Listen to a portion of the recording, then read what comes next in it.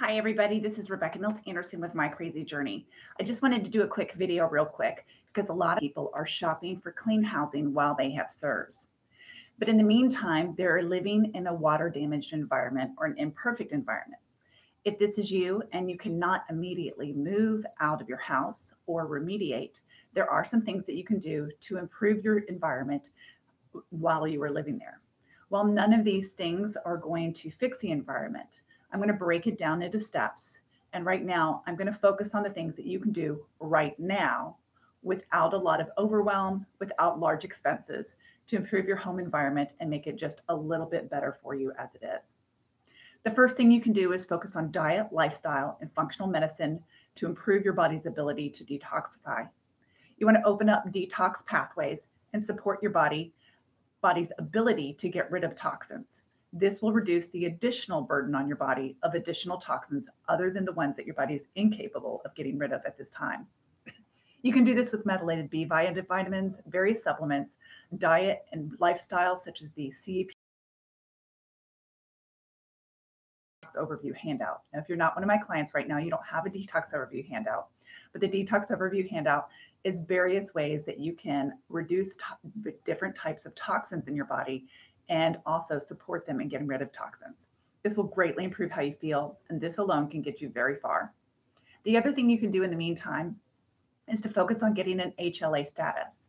If you do not have an HLA status already, it is simply a blood test. This blood test will tell us if you are CIRS susceptible, meaning it will tell us if you have a gene combination that disables your body from getting rid of certain types of toxins. When properly converted, it also tells us which toxins are the big bad guys that your body cannot get rid of. And while it may not always be specific, for example, if you have chemicals that you can't get rid of, then it won't tell us which chemicals, but your medical history might indicate that for us, and also your physical environment right now. However, the solutions to get rid of those are all the same and to be handled by a qualified provider that can lead you through this journey. The next thing you want to do is assess and address the environment. This is a long process and it can be done in stages. So right now we're just going to focus on the things that you can do immediately, things that don't take a lot of mental energy, things that don't take a lot of effort or research on how to do, things that are easy, and things that don't cost a lot of money. So you're also, once you fix the environment, you're going to avoid re-exposure. And after you fix your environment, then it's recommended to use different types of binders that bind to the toxins that you can't get rid of to pull them out of your body.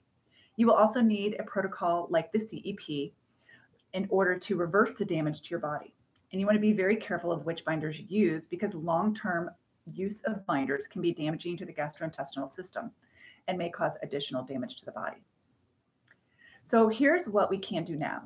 We can eat a detoxing diet and we can participate in detoxing lifestyle habits. Doing a couple of these is not going to be enough. I want you to start with a couple of these, and then as you are ready, I want you to continually add to detoxing diet and detoxing lifestyle habits. This will be a work in progress, especially if you are not under a CEP provider. If you are under the care of a CEP provider, then they will prompt you for when it's time to do the next step in order to help you move along in a timely manner.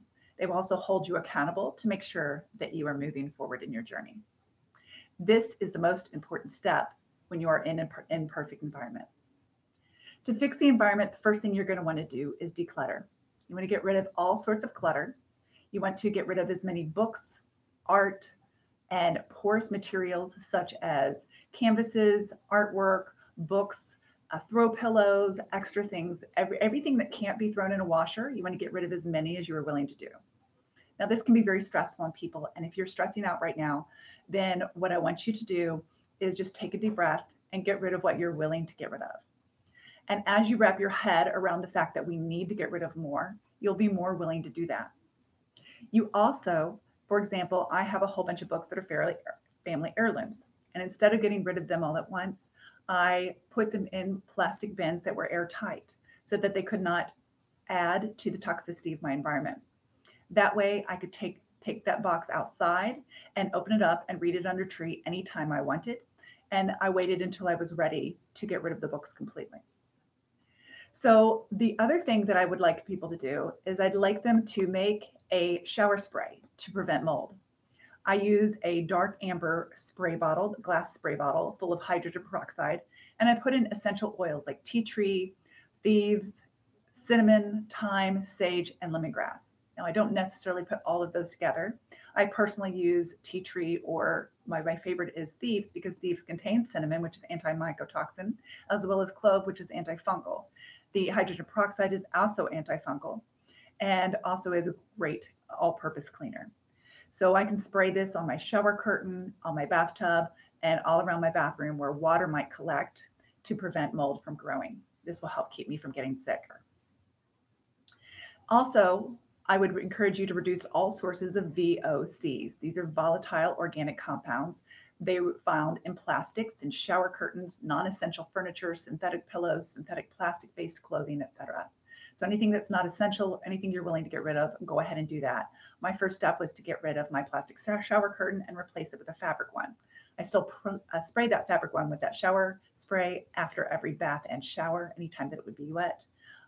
But the plastic one isn't emitting chemicals that would be further making me sick.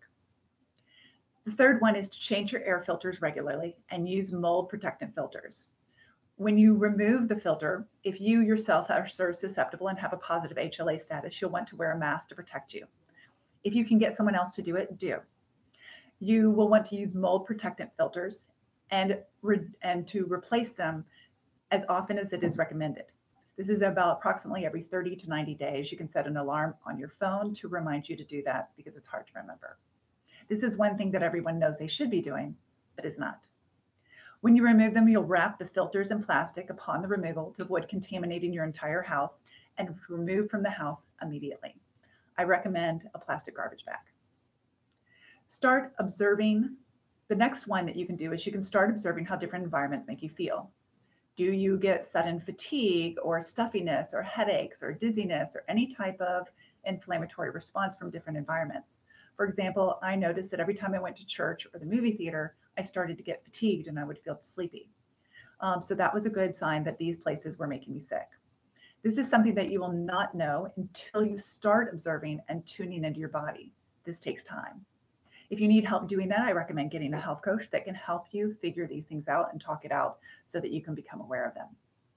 Or you can keep a journal and make a journal and look for patterns. For example, if you keep a journal and every day that week you go to work and every time you're at work you get a stuffy nose or a headache or some other type of symptom, then you can assume that that environment does not make you feel well. Decide what to do with that information later if it is overwhelming. If it is not overwhelming, such as a movie theater that you can simply go to another one or avoid the movie theater and do something else instead, then I highly recommend you doing that. Avoid any environments with strong chemicals or known water damage. If you smell mold or mildew, leave immediately. The next thing you can do is start processing your choices of how you will change your environment on a more permanent basis. Will you move? Will you remediate? Will you choose to do just the best that you can in the environment you are? Do you need to look for a new job? Do you need to work from home? What are your options? So you're just starting the conversation. You're not making any decisions at this point. You're starting the conversation with yourself. You're starting the conversation with your higher power. You're starting the conversation with your family, with your spouse, whoever's involved in the process. And you're just trying to wrap your head around it. There's no pressure when this is to be completed and when you are to decide. You can redecide at any moment. For example, it was way too overwhelming with my brain fog and chronic illness to think about finding a new home for a very long time for me. But eventually, as I used the CEP protocol in order to gain health, it was a lot easier for me to tackle. I was able to get to approximately 95% of healing while in an imperfect environment. However, it took me a very long time to do that, and I needed continual functional medicine and diet and lifestyle support in order to maintain that and to keep moving forward. At some point, I decided that I wanted to be at 100%, and that meant that in order to get there, I had to change my environment. Others choose not to change their environment, but they do so knowing what they're choosing.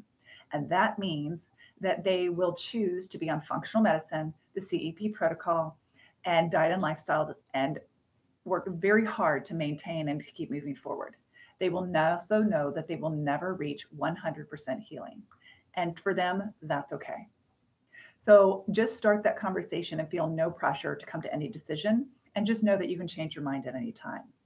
If remediation is an option, then and that's a whole nother section of the journey. But for this section, you're going to improve the environment where you can. You're going to keep the house super clean. You're going to reduce clutter. You're going to use non-toxic cleaners. You're going to reduce the amount of toxins. You're going to improve your body's ability to detox through diet, exercise, and several lifestyle changes. And you're going to start deciding about what your end game is. For right now, that's all I want you to do. It sounds like a lot, but you're already doing some of them if you're doing the CEP protocol. And if you're not doing the CEP protocol, then I highly recommend you start with decluttering and reducing toxins around the home. Once you've done that, you're ready to start the CEP protocol. So look for a CEP Kickstart Detox program coming for you very soon. Thank you so much for joining us today, and we'll see you next time with My Crazy Journey.